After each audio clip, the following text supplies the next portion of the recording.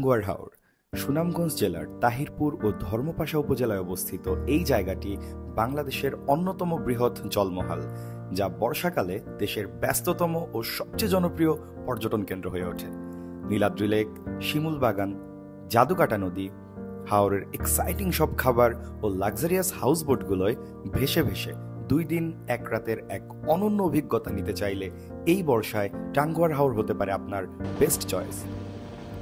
আমাদের জার্নি শুরু হয় পাবনার চাটমোহর রেল স্টেশন থেকে। দূরের যে কোনো যাত্রায় রেলপথ আমার সবসময়ই প্রথম পছন্দের, যদিও এজন্য 10 দিন আগে থেকেই টিকিট কেটে রাখতে হবে। রাত 10টার উপবন এক্সপ্রেসে সকাল 6টার দিকে আমরা পৌঁছে যাই সিলেট। সিলেট থেকে টাঙ্গুয়ার হাওর যেতে আপনাকে আসতে হবে সুনামগঞ্জ। লোকাল বাস বা সিএনজি যে কোনো একটাতে আপনাকে আসতে হবে সুনামগঞ্জে। সুনামগঞ্জ বাস স্টেশন থেকে 2 মিনিট দূরত্বের মল্লিকপুর ঘাটেই অপেক্ষায় ছিল আমাদের আগে থেকে ঠিক করে রাখা হাউসবোট আইটিএ এক্সপ্রেস। বোটে ঢুকতেই চা, বিস্কিট ও কলা দিয়ে সকালের নাস্তা সেরে কিছুক্ষণ বিশ্রাম নেই। সব গেস্ট চলে আসলে আনুমানিক সকাল 10টার দিকে আমাদের বোট ছেড়ে দেয় টাঙ্গুয়ার হাওরের ওয়াচ টাওয়ারের উদ্দেশ্যে। আবহাওয়া ছিল ঠান্ডা এবং আকাশ ছিল মেঘলা। ওদিকে ছাদে চলছে খাবারের আয়োজন। এই ট্যুরের সব থেকে এক্সাইটিং পার্ট ছিল খাবার দাবার। মুরগির মাংস, ডিম ভুনা, বেগুন ভাজি, আচার, সালাদ ও খিচুড়ি, আর সাথে গুড়ি গুড়ি বৃষ্টি। খাবারের স্বাদ ছিল ফার্স্ট ক্লাস। চলুন চলতে চলতে আমাদের হাউস বোটের একটা ট্যুর দিয়ে আসি। আমাদের বোটটির নাম ছিল আইটিও এক্সপ্রেস, যা হাওরের অন্যতম সুবিশাল এবং লাক্সারিয়াস হাউস বোট। আপনার হাওর ভ্রমণ অনেকটাই নির্ভর করে আপনার হাউস বোট বুকিং এর উপর। আমাদের হাউস বোটটিতে বিভিন্ন ক্যাটাগরির রুম আছে, যার ভাড়া ছুটির দিনগুলোতে একরকম এবং অন্যান্য সময়গুলোতে আরেক রকম। অনলাইনে বিভিন্ন হাউস বোট খুঁজে দেখার পর আমরা অবশেষে আইটিএ এক্সপ্রেসের একটি নন অ্যাটাচড কাপল ডিলাক্স রুম বুক করি। 2 দিন 1 রাতের থাকা, 5 বেলার মূল খাবার এবং 5 বেলার জল খাবার সহ প্যাকেজের মোট মূল্য ছিল 12,000 টাকা। কাঠের তৈরির এই রুমটির ডেকোরেশন ছিল স্ট্যান্ডার্ড, তবে আমার কাছে ব্যক্তিগতভাবে সবচেয়ে পছন্দ হয়েছে এর জানালা। এই জানালা থেকে সরাসরি হাওরের সাথে মিশে যাওয়া যাচ্ছিল রুম থেকেই। আলোকসজ্জিত করিডোর, সুবিশাল লবি, কার্পেটে মোড়ানো ছাদ এবং সর্বক্ষণ ছিল সুপেয় পানির ব্যবস্থা। এছাড়াও আনলিমিটেড চা তো আছেই। সবাই মিলে আড্ডা, গল্প, তাস খেলা, গান গাওয়া সবকিছু মিলিয়ে রুমের থেকেও বেশি সময় কাটিয়েছি আমরা এই লবি এবং ছাদে। এ যেন এক অসাধারণ যাত্রা। অথই জলরাশি ডিঙিয়ে দূরে হাতছানি দিচ্ছে মেঘালয়ের সুউচ্চ পাহাড়।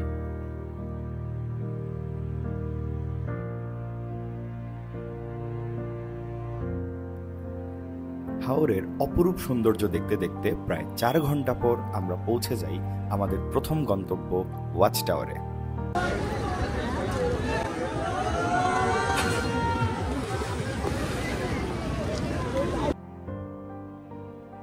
$200 দিয়ে ছোট একটি ডিঙি নৌকা ভাড়া করে আমরা ওয়াচ টাওয়ারের একদম ভেতরের দিকটায় ঢুকে যাই। হিজল করজ গাছে ঘেরা এই জায়গাটুকু অনেকটাই রাতারগুলের ফিল দিচ্ছিল।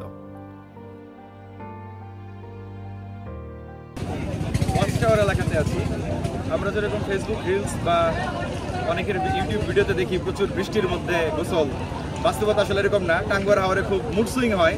সকালবেলা যখন আসতেছিলাম তখন ঝিরঝির বৃষ্টি ছিল, এখন আবার এমন ঠাটা পড়া রোদ, মাথায় গামছা দিয়ে রাখা লাগতেছে। চলেন গোসলে নেন।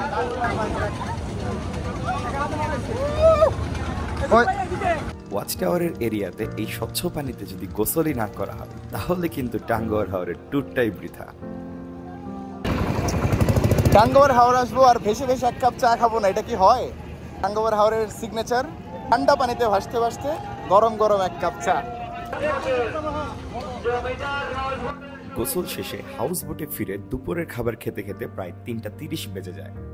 মেনুতে ছিল হাওরের রুই মাছ, শুটকি ভুনা, মুরগি ভুনা, আলু ভর্তা, সবজি, ডাল ও সালাদ। প্রায় 126 বর্গ কিলোমিটার এলাকা জুড়ে বিস্তৃত এই হাওরটি 2000 সালের 10 জুন বাংলাদেশের দ্বিতীয় রামসার সাইট হিসেবে স্বীকৃতি পায়। জীববৈচিত্র্যে পরিপূর্ণ এই হাওরে আছে 200 প্রজাতির মাছ, 208 প্রজাতির পাখি, 6 প্রজাতির স্তন্যপায়ী, 20 প্রজাতির সাপ, 4 প্রজাতির কচ্ছপ সহ বিরল প্রজাতির কিছু উভচর। বিকেলে আমাদের বোট নোঙর করে টেকের ঘাটে। তো বোট থেকে নেমে আমরা এখন লাকমাছড়ার উদ্দেশ্যে যাচ্ছি। 200 টাকায় একটি বাইক রিজার্ভ করে আজকের দিনের দ্বিতীয় স্পটে চলে আসি আমরা। ভারত বাংলাদেশ সীমান্তে মেঘালয়ের ঠিক পাদদেশে অবস্থিত লাকমাছড়া। জায়গাটি বেশ সুন্দর, কিন্তু প্রচন্ড ভিড় হয়। এখানে আমরা খুব বেশি সময় না দিয়ে আমরা চলে আসি নীলাদ্রি লেকে। নীলাদ্রি লেক খ্যাত পর্যটন স্থানটি মূলত চুনাপাথরের পরিত্যক্ত খনির লাইমস্টোন লেক। তাহিরপুর উপজেলার উত্তর শ্রীপুর ইউনিয়নের টেকেরঘাট নামক গ্রামে নীলাদ্রি লেকের অবস্থান। লেকটির প্রকৃত নাম শহীদ সিরাজ লেক, কিন্তু ভ্রমণ পিপাসুদের কাছে এটি নীলাদ্রি নামেই অধিক সমাদৃত। স্থানীয় লোকজন অবশ্য একে টেকেরঘাট পাথর কোয়ারি নামেই চেনে। লেকের চমৎকার নীল পানি, ছোট বড় টিলা আর পাহাড়ের সমন্বয় নীলাদ্রি লেককে করেছে অপার্থিব সৌন্দর্যের অধিকারী। স্বতন্ত্র বৈশিষ্ট্যের জন্য নীলাদ্রি লেককে অনেক পর্যটক বাংলার কাশ্মীর হিসাবে অভিহিত করেন। লেকের পানিতে গোসল, কায়াকিং এবং বোট রাইডেরও ব্যবস্থা রয়েছে। প্রিয় মানুষের সাথে একটি স্নিগ্ধ বিকেল কাটাতে চাইলে এর চেয়ে সুন্দর আর কি বা হতে পারে।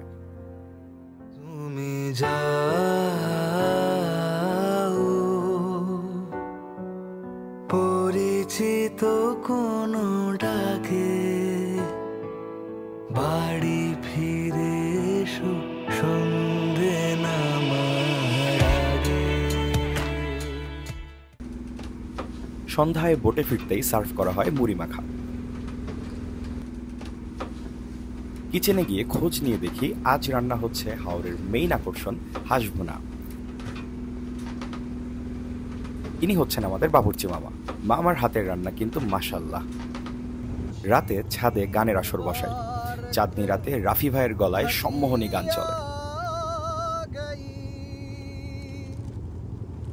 সাজি সুরক জোড়ে মে চাঁদ সে দুলহন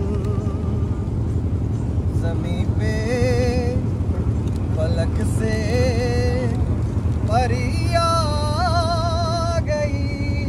मरहबा आ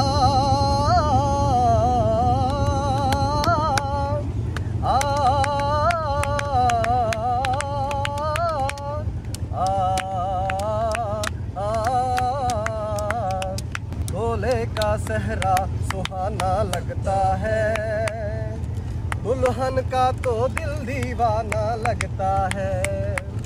पल भर में कैसे बदलते हैं रिश्ते, पल भर में कैसे बदलते हैं रिश्ते।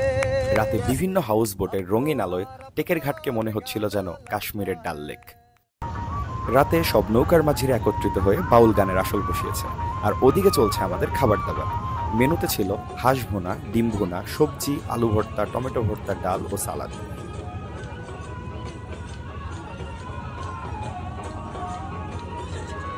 জানালার ফাঁক দিয়ে চাঁদ দেখতে দেখতে আজকের মতো আমরা ঘুমিয়ে যাই।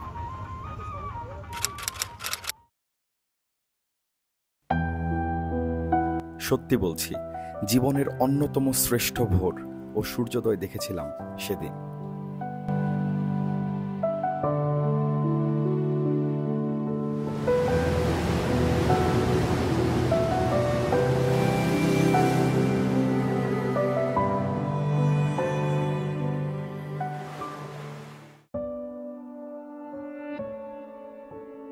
দ্বিতীয় দিনে আমাদের প্রথম গন্তব্য ছিল জাদুকাটা নদীর তীরে অবস্থিত শিমুল বাগান।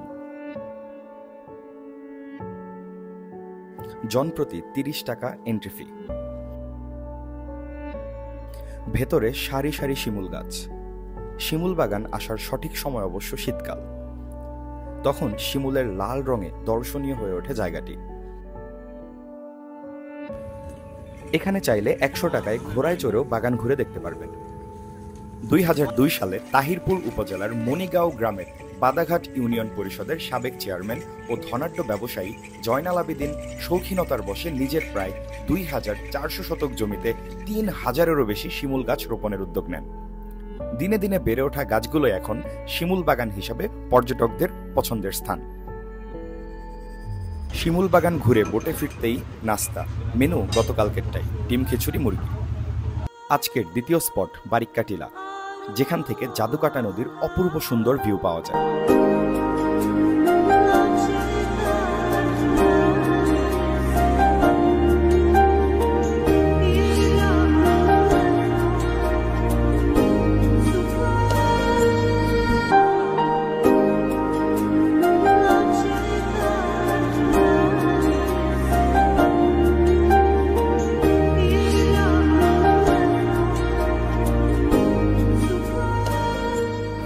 জাদুকাটা বাংলাদেশের অন্যতম স্বচ্ছ পানির নদী। প্রচুর পাথর উত্তোলনের জন্য জাদুকাটার তলদেশে চোরা স্রোত থাকে, তাই সাঁতার জানলেও লাইফ জ্যাকেট নিয়েই এখানে নামা উচিত।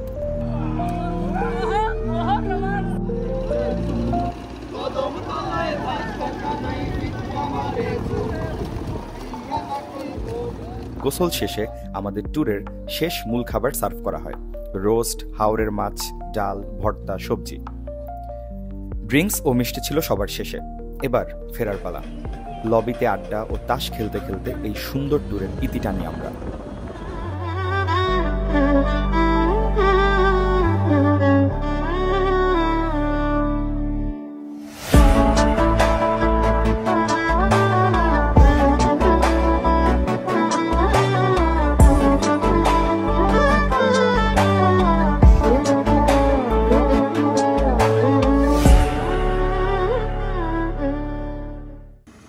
পরন্ত বিকেলে সবাই সবাইকে বিদায় জানানোর আগে ছাদে চলে গ্রুপ ছবি তোলার পর্ব।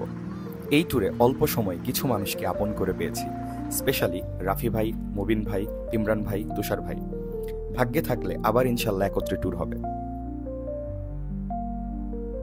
সুনামগঞ্জ থেকে সিলেট স্টেশনে আসতে আসতে আকাশ ভেঙে ঝুম বৃষ্টি। আফসোস হচ্ছিল, ইস, এই বৃষ্টিটা যদি হাওরে পেতাম। তবু আলহামদুলিল্লাহ, 2 দিন 1 রাতের এক দারুণ অভিজ্ঞতা আইটি এক্সপ্রেসের সাথে আমাদের। আজ বিদায় নিচ্ছি হাসন রাজার দেশ থেকে। দেখা হবে অন্য কোথাও, অন্য কোনো পর্বে। টাটা।